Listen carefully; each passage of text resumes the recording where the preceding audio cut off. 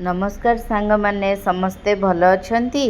मु आज आपनकु Raaga professional normal to oily skin रो प्रोफेशनल फेशियल किट रो इंग्रेडिएंट विषय रे कहि। मेन इंग्रेडिएंट हला aqua water, glycerin, glycolic acid, hydroxide, niacinamide, tea tree oil, aloe vera, salicylic acid, castor oil, hydrogenated PEG40 ए सब हमर रहिबा दरकार।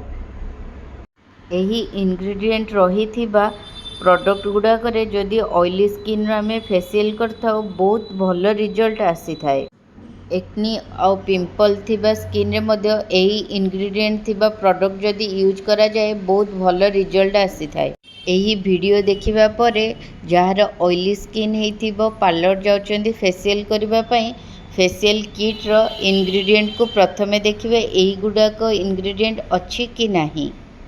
आपनको जदि मोर वीडियोटी भल लागिथिबो ताहाले लाइक करिवे, शेयर करिवे, सब्सक्राइब करिवे आ कमेंट द्वारा मते निश्चय जणेबे वीडियोटी आपनको भल लागिला कि नाही। जदि जणेबे मु आज ऑयली स्किन रो कहिछि काली को ड्राई स्किन रो भी कहबी। बाय।